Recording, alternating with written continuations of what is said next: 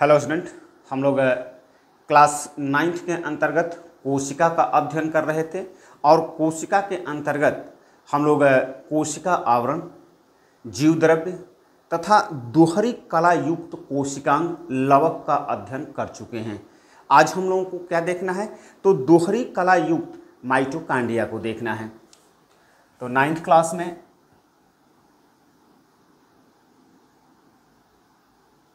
कोशिका, आज माइटोकांड्रिया, इसको हिंदी में सूत्रकणिका कहा जाता है।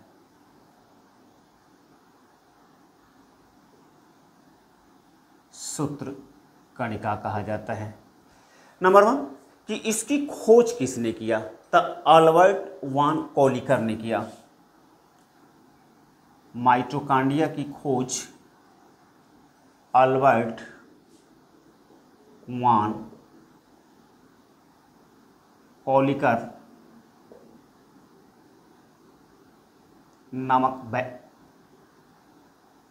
नामक वैज्ञानिक ने किया। नंबर 2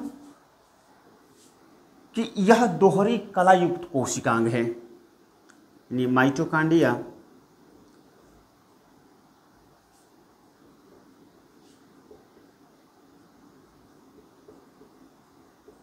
दोहरी कला युक्त कोशिकांग है।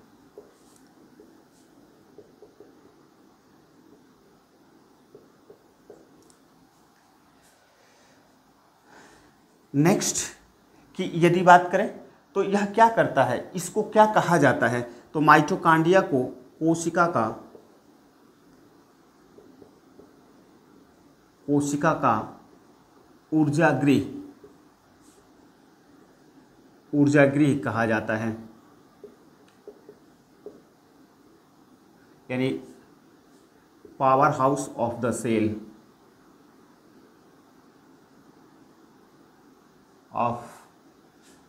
कहा जाता है। इसको एक और नाम से जाना जाता है, यानी कि माइटोकांड्रिया को अर्ध स्वतंत्र कोशिकांग कहा जाता है। कोशिकांग कहा जाता है। माइटोकांड्रिया जो दोहरी झिल्ली में बंद होता है, वह झिल्ली भी किसकी बनी होती है, तो माइटोकांड्रिया का दोहरी झिल्ली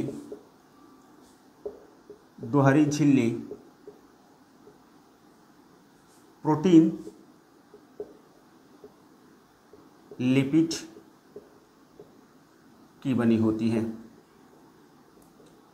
यहाँ पर एक बात जान लीजिए कि जितनी भी कोशिका झिल्ली है, चाहे दोहरी कलायुक्त कोशिकांग की बात करें, चाहे कोशिका की बात करें, तो सारी की सारी जो कोशिका झिल्ली किसकी बनी हुई है, प्रोटीन तथा लिपिड की बनी हुई है। इस बात को ध्यान रखिएगा। अब हम इसकी संरचना को देखते हैं कि माइटोकांड्रिया की संरचना कैसा होता है।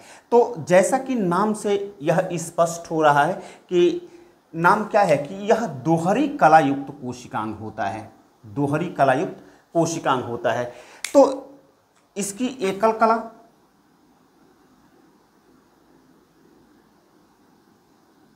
एक इस तरह से कला होता है जिसको हम लोग क्या कहते हैं, बाह्य कला कहते हैं, जिसको हम लोग बाह्य कला कहते हैं।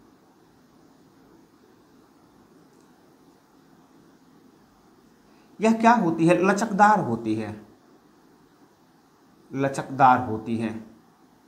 जबकि इसकी आंतरिक कला इस प्रकार की, इसकी आंतरिक कला घुमावदार उंगलीनुमा संरचना का निर्माण करती है, जिसको हम लोग क्रिस्टी के नाम से जानते हैं।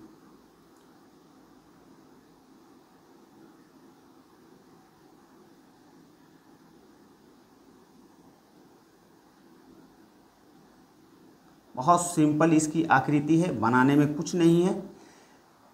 यानी कि जो बाहरी कला है, आंतरिक कला क्या करती है, घुमावदार उंगली नुमा संरचना का निर्माण करती है। जैसे कि ये उंगली नुमा संरचना का निर्माण हुआ है और इसको क्या कहा जाता है, तो क्रिस्टी कहा जाता है।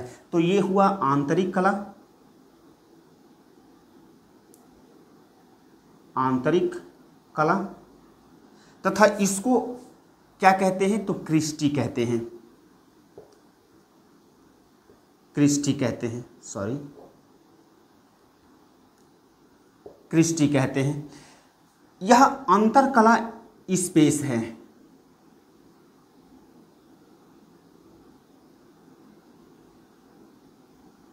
अंतर कला अवकाश हिंदी में कहा जाता है, अंतर कला अवकाश कहा जाता है।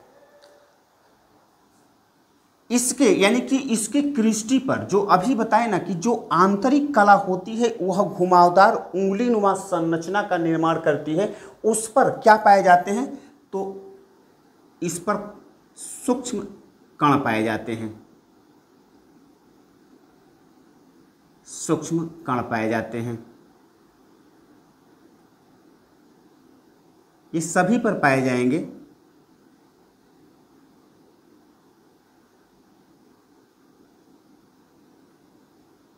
सब पर बनाएंगे तो ज़्यादा टाइम वेस्ट होगा।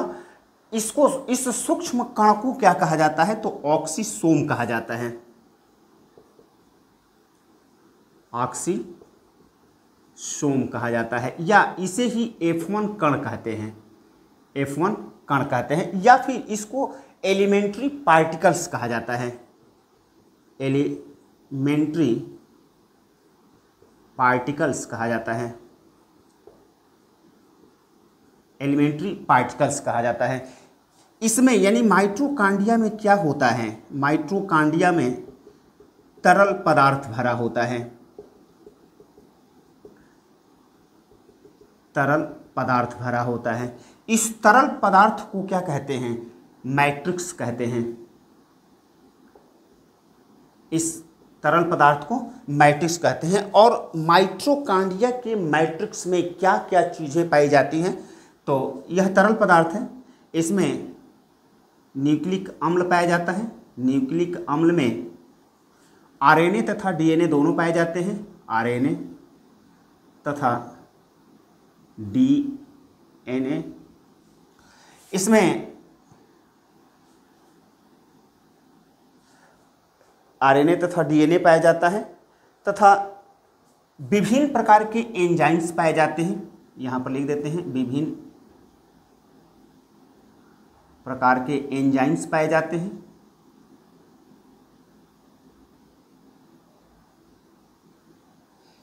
तथा इसमें राइबोसोम पाया जाता है,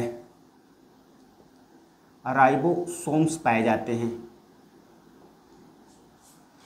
कहने का अर्थ है कि जो माइटोकॉन्ड्रिया होता है, माइटोकॉन्ड्रिया क्या होता है, दोहरी कला युक्त कोशिकांग होता है। अगर इसकी संरचना की बात करें तो इसकी संरचना कैसी होती है, जो बाह्य कला होती है वह क्या होती है, लचकदार होती है। किससे बना होता है, प्रोटीन तथा लिपिड का बना होता है।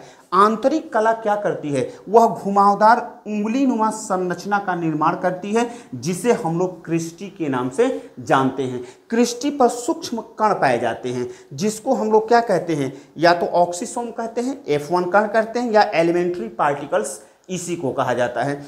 इसमें यानी कि माइटोकॉन्ड्रिया में तरल पदार्थ भरा होता है। उस माइटोकॉन्ड्रिया के तरल पदार्थ को किस नाम से जानते हैं, तो मैट्रिक्स कहा जाता है। इस मैट्रिक्स में क्या क्या चीज़ें पाई जाती है, तो न्यूक्लिक अम्ल, चाहे आरएनए की बात करें चाहे डीएनए की बात करें, दोनों ही प्रकार के न्यूक्लिक अम्ल पाए जाते हैं। अगर हम बात करें तो इसमें विभिन्न प्रकार के एंजाइम्स भी पाए जाते हैं तथा इसमें राइबोसोम भी पाया जाता है। अब इसके कार्य, यही इसकी संरचना है। इसके अगर कार्य की बात करें तो हमने अभी कहा कि माइटोकॉन्ड्रिया को पावर हाउस ऑफ सेल कहा जाता है, माइटोकॉन्ड्रिया को पावर हाउस ऑफ सेल कहा जाता है। यानी कि वह क्या करता है, कोशिका के लिए ऊर्जा निर्माण का काम करता है, और यही कारण है कि इसे कोशिका का ऊर्जा गृह कहा जाता है। कैसे ऊर्जा का निर्माण करता है थोड़ा सा देख लेते हैं। हालांकि हाई स्कूल में जब आप लोग श्वसन पढ़ेंगे उस दौरान इस चीज़ को पढ़ेंगे कि माइटोकॉन्ड्रिया कैसे ऊर्जा रिलीज करती है, लेकिन हल्का सा हम यहाँ पर बता देते हैं क्योंकि हम 9th क्लास में चाहे सोशल साइंस हो चाहे बायोलॉजी हो जो भी हम पढ़ाते हैं तो यह इस उद्देश्य के साथ पढ़ाते हैं कि जो 10th क्लास का कोर्स है उसका लगभग 20% चाहे सोशल साइंस का हो चाहे बायोलॉजी का हो, दोनों 10th क्लास के कोर्स को हिट करता है तथा वह लगभग एग्जाम में पूछने की संभावना होता है। तो यहाँ पर माइटोकॉन्ड्रिया के विषय में हम लोगों ने क्या जाना कि माइटोकॉन्ड्रिया क्या होता है, कोशिका का ऊर्जा गृह होता है। यह ऊर्जा का कैसे निर्माण करता है इसके विषय में देख लेते हैं।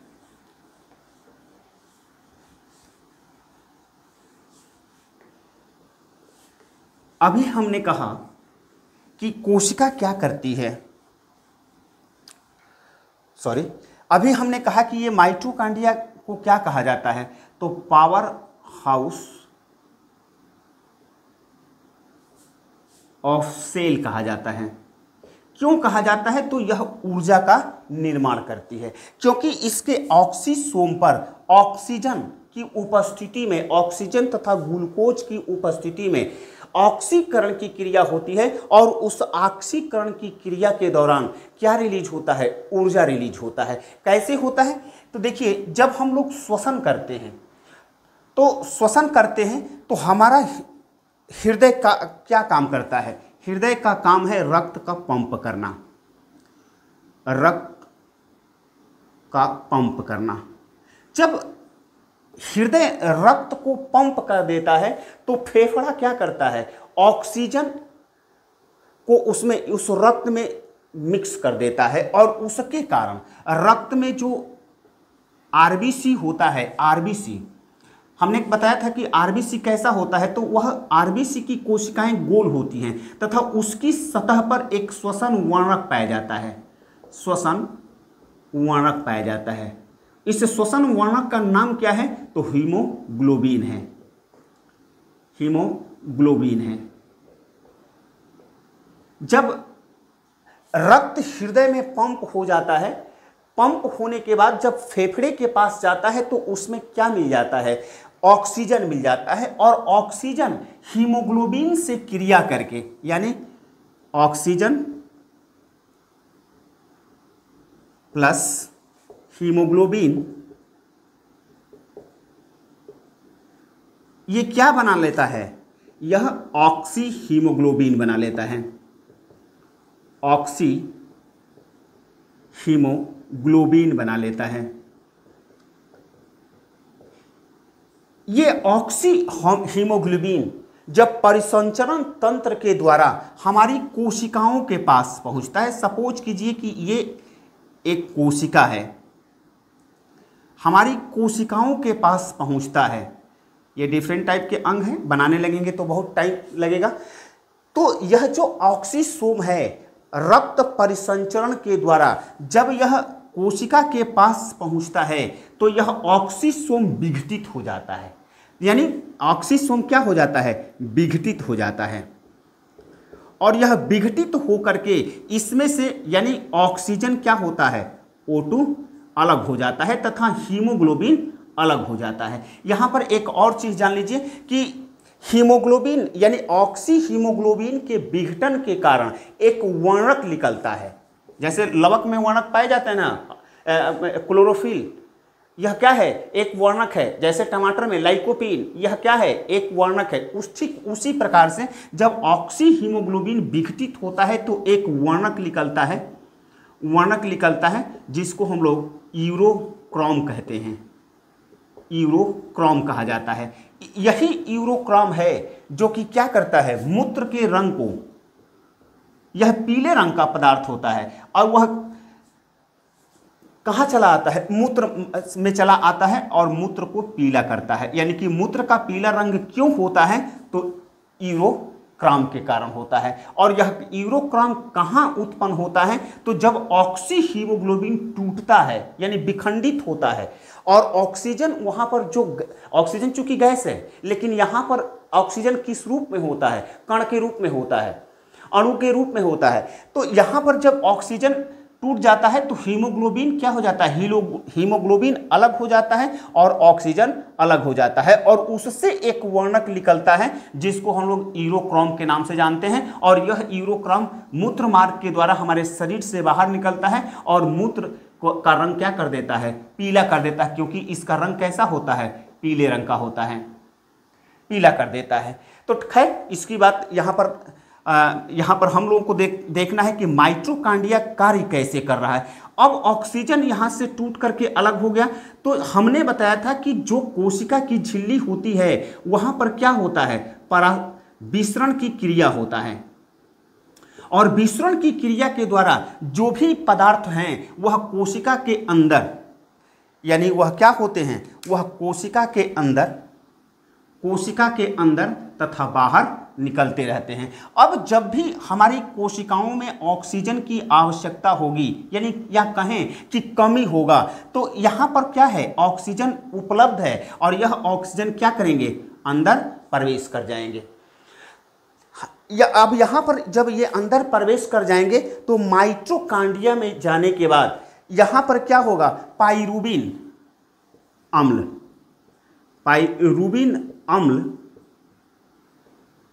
पाइरूबिन अम्ल के साथ ऑक्सीकरण की क्रिया करेंगे। ऑक्सीकरण की क्रिया होगी, ऑक्सीकरण की क्रिया होगी, और इससे क्या रिलीज होगा? इससे ऊर्जा रिलीज होता है। अब आप कहेंगे कि यह पाइरूबिन अम्ल क्या है?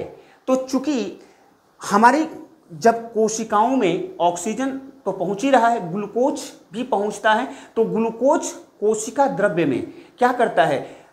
क्रिया करके, हमने बताया था जीव द्रव्य जब हम पढ़ा रहे थे तो जीव द्रव्य के अंतर्गत हम पढ़ा रहे थे कि जीव द्रव्य में तमाम तरह के भौतिक तथा रासायनिक क्रियाएं संपन्न होती हैं। तो हमने भौतिक क्रिया का नाम लिया था, जैसे गति की बात करें, उत्सर्जन की बात करें, जनन की बात करें, ये अनुकूलन की बात करें, यह तमाम तरह की चीजें हमने बताया था, लेकिन रासायनिक क्रिया नहीं बताया था। तो यहाँ पर जानिए कि यहाँ पर क्या होता है? जब ग्लूकोज कोशिका द्रव्य में जाता है तो वह क्या करता है? रासायनिक क्रिया करता है, और वह किस में बदल जाता है? वह पाइरूबिक अम्ल में बदल जाता है। और इस क्रिया को हम लोग क्या किस नाम से जानते हैं?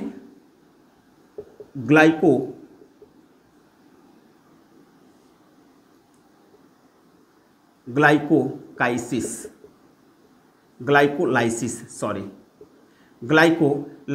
की क्रिया होती है, और ग्लाइकोलाइसिस की क्रिया से क्या बनता है? पाइरूबिक अम्ल बनता है, पाइरूबिक अम्ल का निर्माण होता है। यह पाइरूबिक अम्ल कहाँ चला जाता है? माइटोकॉन्ड्रिया में जाता है, और माइटोकॉन्ड्रिया में ऑक्सीजन तथा यह पाइरूबिक अम्ल दोनों मिलकर के ये ऑक्सीसोम जो होते हैं वहां पर ऑक्सीकरण की क्रिया होती है, और ऑक्सीकरण की क्रिया के परिणाम स्वरूप क्या रिलीज होता है? तो ऊर्जा रिलीज होता है। इसका समीकरण से, ऐसे समीकरण से जान सकते हैं कि C6H12O 6 एक मिनट,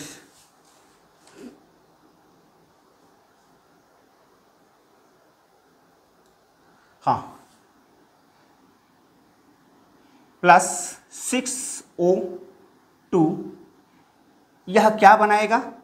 तो यहां से बनेगा 6CO2 प्लस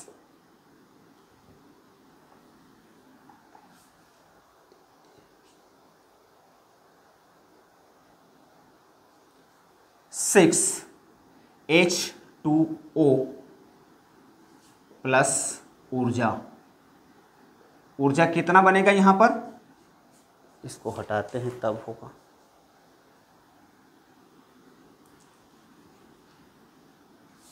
यहां पर ऊर्जा कितना रिलीज होगा? तो 673 किलो कैलोरी ऊर्जा रिलीज होगा। यानी होता क्या है? जो ग्लूकोज है वह ग्लूकोज कहाँ गया? यहाँ पर आ गया पाइरूबिक अम्ल के रूप में, ऑक्सीसोम पर आया यानी माइटोकॉन्ड्रिया के ऑक्सीसोम पर आया, और वहाँ पर क्या मौजूद है, O2, यानी ये ऑक्सीजन है, ये ऑक्सीजन है, ये क्या है, ग्लूकोज है, ये ग्लूकोज है, और उससे यानी कि वह ऑक्सीसोम में ऑक्सीकरण की क्रिया होगी, और ऑक्सीकरण की क्रिया के परिणाम स्वरूप क्या रिलीज होगा, तो कार्बन डाइऑक्साइड, ये कार्बन डाइऑक्साइड है, कार्बन डाइऑक्साइड, और यह क्या है, H2O यानी जल रिलीज होगा, और तब क्या रिलीज होगा, 673 किलो कैलोरी ऊर्जा रिलीज होगा। यह ऊर्जा किस रूप में रिलीज होगा, तो एटीपी के अणु के रूप में होगा, एटीपी के अणु के रूप में होगा, और यहां पर एटीपी के कितने अणु रिलीज होंगे, 38 अणु रिलीज होंगे। यानी एक ग्लूकोज के कण से जब वह ऑक्सीजन की उपस्थिति में माइटोकॉन्ड्रिया में ऑक्सीकरण की क्रिया के दौरान क्या उत्पन्न होगा, तो कार्बन डाइऑक्साइड उत्पन्न होगा तथा जल निकलेगा, और उसके बाद जो ऊर्जा निकलेगा वह ऊर्जा कितना निकलेगा, तो 673 किलो कैलोरी ऊर्जा रिलीज होगा यानी उत्पादन होगा। और यह ऊर्जा किस रूप में निकलता है, तो एटीपी के रूप में निकलता है, और एटीपी के रूप में वह कितने अणु का निर्माण करता है, 38 अणु का निर्माण करता है। ध्यान रखिएगा कि कभी कभी क्या होता है कि कोशिका द्रव्य में, जैसा कि हमने बताया कि कभी कभी क्या होता है कि यह जो कोशिका है, यह जो कोशिका है, तो कोशिका में पाइरूविक अम्ल का निर्माण हुआ, और इसमें माइटोकॉन्ड्रिया है, ये सपोज कीजिए कि ये माइटोकॉन्ड्रिया है। माइटोकॉन्ड्रिया में अगर ऑक्सीजन की उपस्थिति में इस प्रकार से क्रिया होता है तो ग्लूकोज के एक अणु से कितने ऊर्जा रिलीज होगा, 673 किलो कैलोरी ऊर्जा रिलीज होगा, और यह ऊर्जा किस रूप में रिलीज होता है, तो एटीपी के रूप में रिलीज होता है, और एटीपी के 38 अणु का निर्माण करता है। ध्यान रखिएगा, एटीपी को क्या कहा जाता है, ऊर्जा का, सॉरी, कोशिका का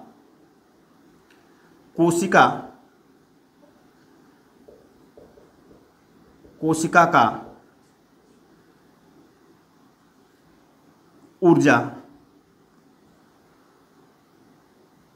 कोशिका का ऊर्जा मुद्रा कहा जाता है,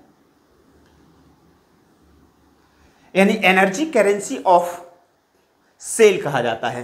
तो यहां पर अगर यह माइटोकॉन्ड्रिया में क्रिया होगा ऑक्सीजन की उपस्थिति में, तब कितना होगा, तो 673 किलो कैलोरी ऊर्जा रिलीज होगा, और यह किस रूप में रिलीज होगा, तो एटीपी के रूप में रिलीज होगा, और एटीपी के कितने अणु का निर्माण होगा, तो 38 अणु का निर्माण होगा। और जो एटीपी के रूप में अणु का निर्माण होता है, इस अणुओं को हम लोग किस नाम से जानते हैं, कोशिका का ऊर्जा मुद्रा कहा जाता है, या ऊर्जा सिक्का कहा जाता है, ऊर्जा सिक्का कहा जाता है।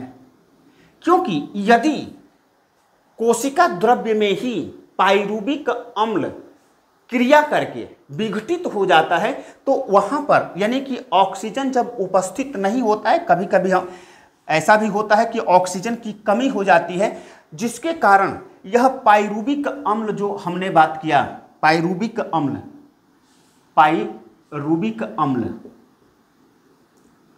यह पाइरूविक अम्ल क्या होता है, कोशिका द्रव्य में ही ऑक्सीजन की अनुपस्थिति में, ऑक्सीजन की अनुपस्थिति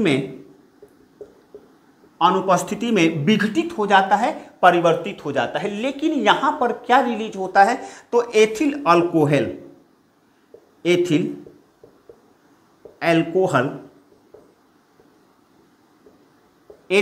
एल्कोहल बनेगा, तथा इसके साथ में क्या बनेगा, कार्बन डाइऑक्साइड बनेगा। लेकिन यहां पर ऊर्जा कितना रिलीज होगा, क्योंकि पाइरूविक अम्ल की बात करें तो पाइरूविक अम्ल जब माइटोकॉन्ड्रिया में ऑक्सीजन की उपस्थिति में ऑक्सीकरण की क्रिया कर रहा है, तो उससे क्या बन रहा है, तो 673 किलो कैलोरी ऊर्जा बन रही है, और वह किस रूप में बन रहा है, तो एटीपी के रूप में बन रहा है, और एटीपी के यह 38 अणुओं का निर्माण करता है। लेकिन यहां पर जब ऑक्सीजन उपस्थित नहीं होता है और कोशिका द्रव्य में ही पाइरूविक अम्ल विघटित हो जाता है, परिवर्तित हो जाता है, तो वहां पर क्या निर्माण हो रहा है? एथिल एल्कोहल का निर्माण होता है तथा उसके साथ में कार्बन डाइऑक्साइड का निर्माण होता है। कार्बन डाइऑक्साइड का निर्माण तो इस क्रिया के दौरान भी होता है, क्योंकि हम लोग श्वास को जब छोड़ते हैं तो क्या छोड़ते हैं? कार्बन डाइऑक्साइड छोड़ते हैं। वह कार्बन डाइऑक्साइड आता कहां से है? तो यहां पर ऑक्सीकरण की क्रिया होती है और ऑक्सीकरण की क्रिया के परिणाम स्वरूप क्या बन जाता है? कार्बन डाइऑक्साइड बनता है। और जो हीमोग्लोबिन होता है, हीमोग्लोबिन टोटल जितना भी यहाँ पर जितना भी कार्बन डाइऑक्साइड का निर्माण होता है उसका 23% हीमोग्लोबिन कहाँ लाता है? फेफड़े के पास लाता है, जिसको श्वसन क्रिया जो हम लोग होते हैं तो निःश्वसन की क्रिया के दौरान हम लोग शरीर से बाहर निकाल देते हैं। यह क्रिया क्या होती है? 24 आवर चलता रहता है। लेकिन यहाँ पर जो एथिल एल्कोहल तथा कार्बन डाइऑक्साइड बनता है तो ऊर्जा कितना रिलीज होता है? तो ऊर्जा केवल 21 किलो कैलोरी, 21 किलो कैलोरी। और एटीपी के रूप में कितने अणु का निर्माण करेगा? तो केवल एटीपी के रूप में 2 अणुओं का निर्माण करेगा। एटीपी के रूप में 2 अणु का निर्माण करेगा। ध्यान रखिएगा, यानी माइटोकॉन्ड्रिया में ग्लूकोज के एक अणु यदि ऑक्सीजन की उपस्थिति में क्रिया करता है, ऑक्सीकरण की क्रिया करता है, तो उससे 673 किलो कैलोरी ऊर्जा रिलीज होगा। और यदि वही पाइरूविक अम्ल कोशिका द्रव्य में ही विघटित हो जाता है, कब? ऑक्सीजन की अनुपस्थिति में, तब क्या होगा? तो उससे एथिल एल्कोहल और कार्बन डाइऑक्साइड बनेगा। लेकिन ऊर्जा कितना रिलीज होगा? तो ऊर्जा 21 किलो कैलोरी ऊर्जा रिलीज होगा। और एटीपी के रूप में कितने अणु रिलीज होंगे? तो केवल 2 अणु रिलीज होंगे। तो यही क्या है, यहां पर क्या हो रहा है? यहां पर ऊर्जा का निर्माण हो रहा है और यही कारण है कि इसको हम लोग क्या कह रहे हैं? Powerhouse of the cell कह रहे हैं। इस बात को ध्यान रखिएगा। जरा इसी के साथ में हम लोग देख लेते हैं कि लवक कैसे काम करता है, क्योंकि पिछले दिन हम लोग लवक को भी अध्ययन कर रहे थे। लवक का अध्ययन कर रहे थे और माइटोकॉन्ड्रिया के दौरान अगर माइटोकॉन्ड्रिया में ऑक्सीजन की उपस्थिति में यदि ऊर्जा रिलीज होता है तो क्या बन जाता है? अभी हमने बताया C6H12O6 ये ग्लूकोज है, प्लस 6O2 यह क्या है? ऑक्सीजन है। इससे क्या निर्मित होगा? तो CO2 यानी कार्बन डाइऑक्साइड प्लस 6H2O यानी कि जल, और ऊर्जा रिलीज होगा 673 किलो कैलोरी। लेकिन ध्यान रखिएगा कि यह कब होगा? जब माइटोकॉन्ड्रिया में ऑक्सीजन की उपस्थिति में ऑक्सीकरण की क्रिया होगा तब। और यहां पर अगर एटीपी के अणु के रूप में बात किया जाए, एटीपी के अणु के रूप में, तो यहां पर 38 अणु निकलेगा। और एटीपी को हम लोग क्या कहते हैं? तो ऊर्जा सिक्का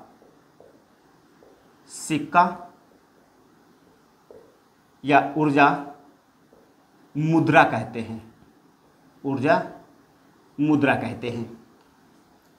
लेकिन यदि पाइरूविक अम्ल कोशिका द्रव्य में ही क्रिया कर लेगा, तो पाइरूविक अम्ल जब कोशिका द्रव्य में क्रिया करेगा तो उससे क्या रिलीज होगा? तो यहां पर ऑक्सीजन क्या होगा? अनुपस्थित होगा। और इसके कारण क्या निर्मित कर लेगा? तो एथिल एल्कोहल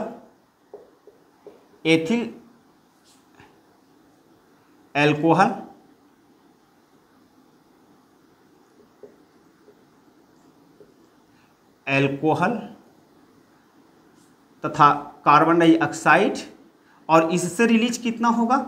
21 किलो कैलोरी ऊर्जा रिलीज होगा। और एटीपी के रूप में अगर कहें तो एटीपी के रूप में 2 अणु रिलीज होगा, 2 अणु रिलीज होगा। तो इसको समीकरण को रख लीजिएगा आप लोग अपने पास। इसका फार्मूला क्या होता है? इसका फार्मूला होता है, इसका फार्मूला भी दे देते हैं। इसका फार्मूला होता है C6H12, यहाँ पर भी ग्लूकोज होता है, O6, यहाँ पर ऑक्सीजन अनुपस्थित होता है और उससे क्या बनता है 2C2H5OH, ये एथिल एल्कोहल है। और इसके बाद क्या बनता है तो 6CO2 यानी ये कार्बन डाइऑक्साइड है और इससे रिलीज क्या होगा तो 21 किलो कैलोरी ऊर्जा रिलीज होगा। ये इसका फार्मूला है। अगर हम कहें तो इसको यानी कि यह ऑक्सीजन की उपस्थिति में लिख सकते हैं कि यह जब ऑक्सीजन उपस्थित होगा उपस्थिति में तब क्या होगा, इस प्रकार की क्रिया होगी और यहां पर रिलीज कितना होगा 673 किलो कैलोरी। अगर ऑक्सीजन अनुपस्थित होगा, ऑक्सीजन अनुपस्थित होगा, अनुपस्थित होने पर यह क्या बनता है, यह इस तरह से, और यहाँ पर ऊर्जा कितना आता है 21 किलो कैलोरी। तो इस प्रकार से यही कारण है कि हम लोग क्या कह रहे हैं इसको, यानी कि माइटोकॉन्ड्रिया को हम लोग powerhouse of the cell कह रहे हैं, क्योंकि इसी तरह से यहाँ पर माइटोकॉन्ड्रिया में ऊर्जा रिलीज होता रहता है। अब इसी तरह से अगर लवक की बात करें तो हम लोग पिछले दिन लवक को पढ़ रहे थे, तो लवक भी क्या है, एक दोहरी कलायुक्त कोशिकांग है। हम लोग पढ़ रहे थे इसी को। इसकी भी जो दोहरी कला होती है वह किस चीज़ से निर्मित होता है तो प्रोटीन और लिपिड से निर्मित होता है। इसमें क्या होते हैं, इसकी संरचना में हमने बताया था कि इस प्रकार की संरचना पाई जाती है, इस प्रकार की संरचना पाया जाता है। हम समझाने के लिए केवल इसको उठा लिए हैं कि यहाँ पर भी यह परपोषी है, क्योंकि यह जंतुओं की कोशिकाओं में होता है। अगर ये बात कहें तो ये जो पादप कोशिकाएं होती हैं, पादप क्या होता है, पादप स्वपोषी होते हैं, वह भोजन का निर्माण स्वयं करते हैं, लेकिन उसको भी ऊर्जा की आवश्यकता है, हमको भी ऊर्जा की आवश्यकता है। तो यहाँ पर भोजन कैसे बनता है उसकी मैं बात कर रहा हूँ। उस दिन मैं इसलिए नहीं पढ़ाया क्योंकि माइटोकॉन्ड्रिया के साथ में तुलना करके इसको पढ़ाना चाहता था, और यही कारण है कि उस दिन मैं इसको नहीं पढ़ाया। तो हमने बताया था कि ये क्या है, थाइलेकाइडा है, काइड है। ये सिक्के के समान है, यानी एक के ऊपर एक सिक्के के तरह लगे हुए महसूस होते हैं, और इसको क्या बोला जाता है, थाइलेकाइडा बोला जाता है। और इस पूरी संरचना को हम लोग क्या कहते हैं, ग्रेनम कहते हैं, ये हम बता चुके हैं। और इसमें भी क्या होता है, मैट्रिक्स भरा होता है, और इस मैट्रिक्स को हम लोग क्या कहते हैं, स्ट्रोमा कहते हैं, स्ट्रोमा कहते हैं। ध्यान रखिएगा, इसके स्ट्रोमा में भी वही चीज़ पाए जाते हैं। यानी कि अगर बात करें तो यहाँ पर जो माइटोकॉन्ड्रिया का मैट्रिक्स पाया जा रहा है, इसमें क्या पाया जाता है, न्यूक्लिक अम्ल, आरएनए और डीएनए दोनों पाया जा रहा है। उसमें विभिन्न प्रकार के एंजाइम पाए जा रहे हैं और राइबोसोम पाया जा रहा है। और इसके स्ट्रोमा में भी क्या पाया जाता है, न्यूक्लिक अम्ल पाया जाता है, न्यूक्लिक अम्ल, आरएनए तथा डीएनए पाए जाते हैं, न्यूक्लिक अम्ल। उसके बाद क्या पाया जाता है, विभिन्न प्रकार के एंजाइम्स पाए जाते हैं, एंजाइम्स पाए जाते हैं तथा राइबोसोम पाया जाता है, सॉरी राइबोसोम नहीं, राइबोसोम पाया जाता है,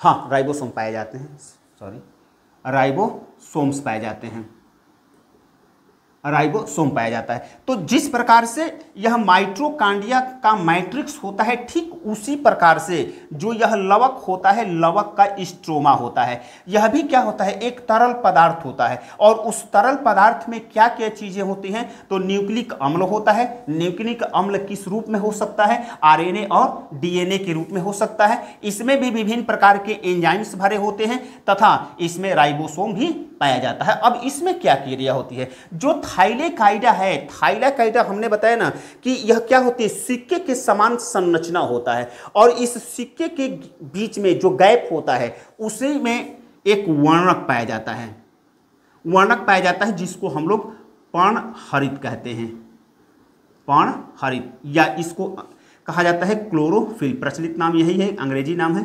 क्लोरोफिल।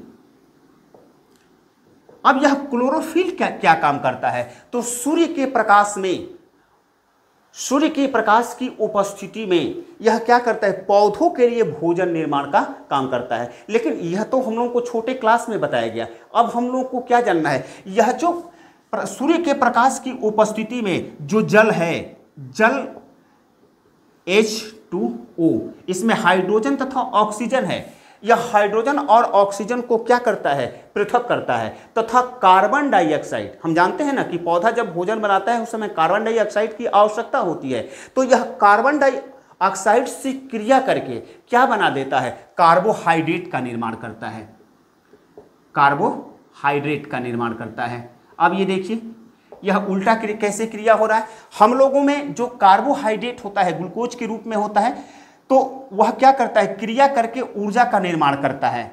और पादपों में जो स्वपोषी हैं, पादपों में वहां पर क्या बनता है, तो ऊर्जा के रूप में कार्बोहाइड्रेट बनता है। अब इसको हम लोग, इसका फॉर्मूला क्या होता है, जैसे कि लवक जो भोजन बनाता है उसका क्या फॉर्मूला होता है, तो उसका फार्मूला होता है कार्बन डाइऑक्साइड, यानी कि 6CO2 प्लस क्या चाहिए इसके लिए, 6H2O। यह क्या करेगा, तो किसकी उपस्थिति में, तो सूर्य का प्रकाश और इधर हो गया क्लोरोफिल। अब यह निर्माण क्या करेगा, तो यह निर्माण करेगा कितना, तो हाँ सी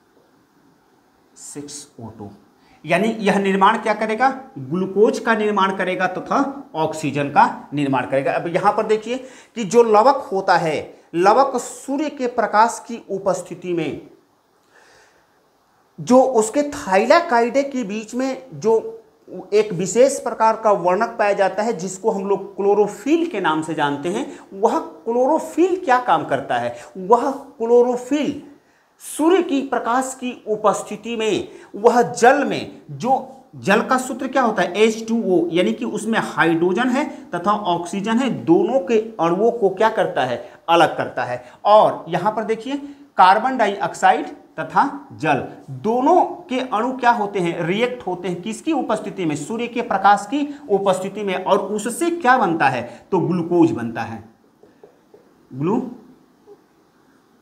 बनता है, यानी कि यही क्या होता है, कार्बोहाइड्रेट होता है, तथा एक उप उत्पाद ऑक्सीजन होता है। ऑक्सीजन क्या होता है, वातावरण में मुक्त होता रहता है, और यह क्या होता है, वह पौधों के लिए ऊर्जा का काम करता है।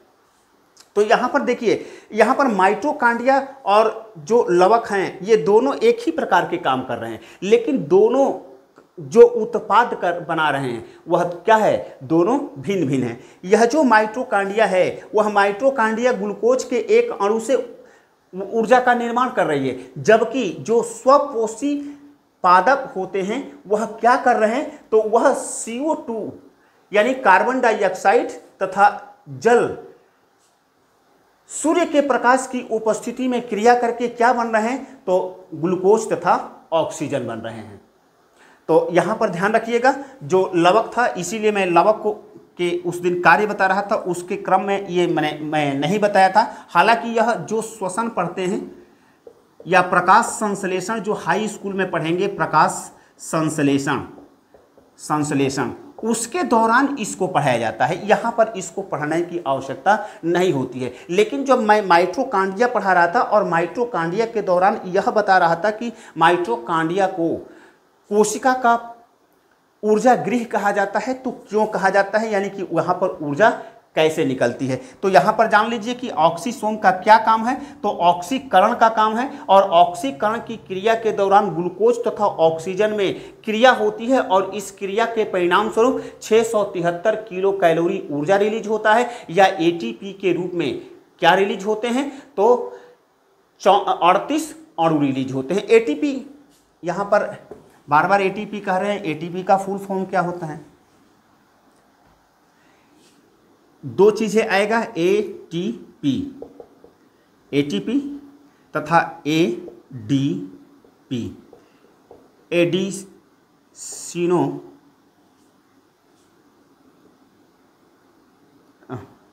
गलत हो रहा है, हाँ, adenosine,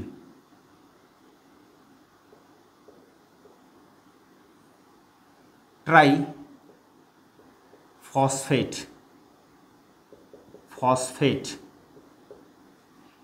adenosine triphosphate full form होता है, और एडीपी का होता है एडिनोसिन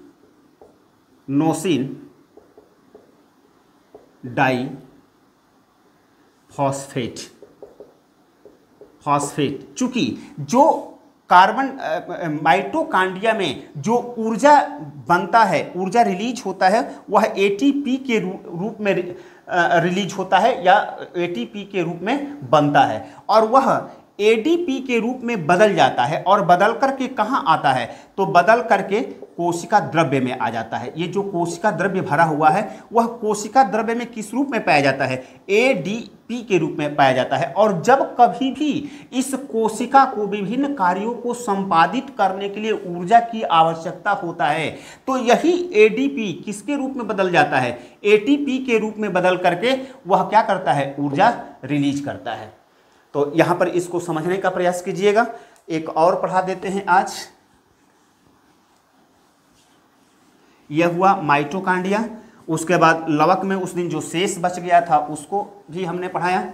और एक चीज और देख लेते हैं हम लोग, रिक्तिका।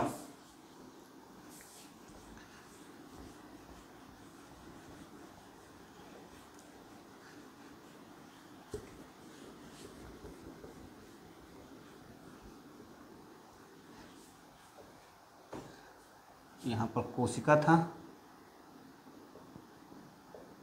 रिक्तिका। रिक्तिका इसको रसधानी भी कहा जाता है, क्योंकि बहुत छोटा है, इसमें बहुत विशेष नहीं है। रसधानी भी कहा जाता है। अगर इसकी बात करें तो यह पादप कोशिकाओं में बड़ी संख्या में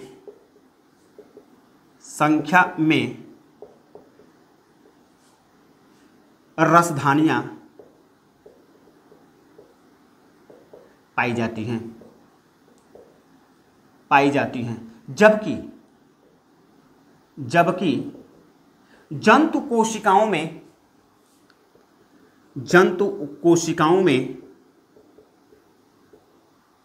में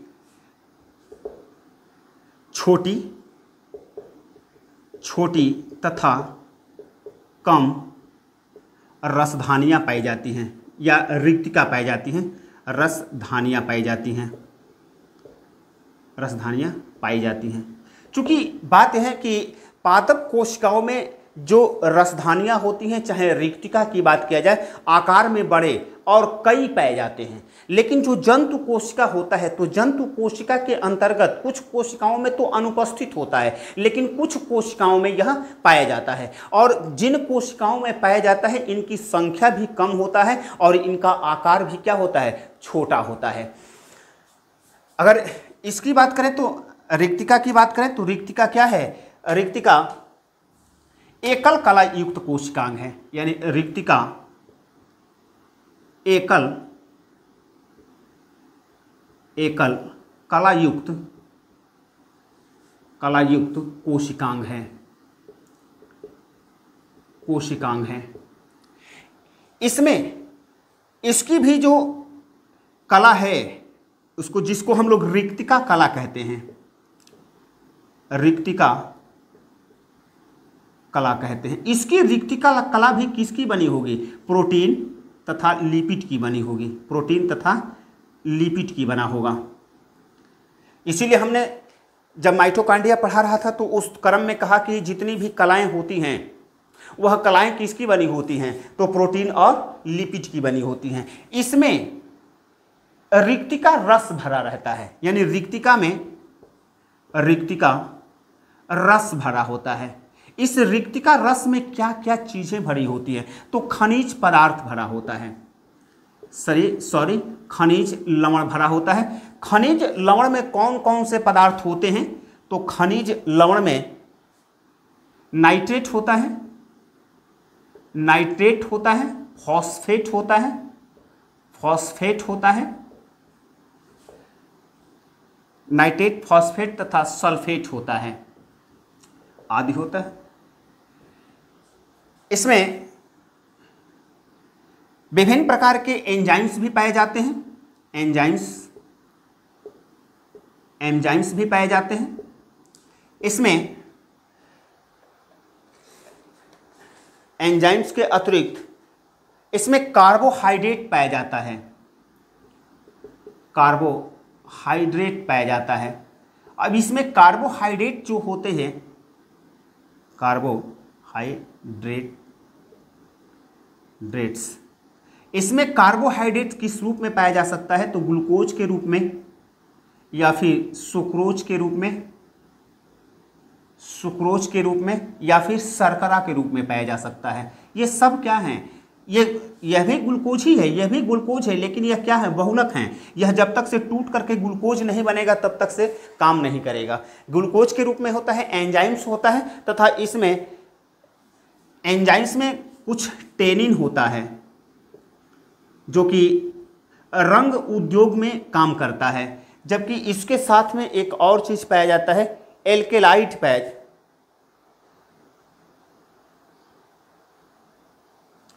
इसमें एंथोसाइनिन पाया जाता है, अलग लिखते हैं इसको। इसमें एंथोसाइनिन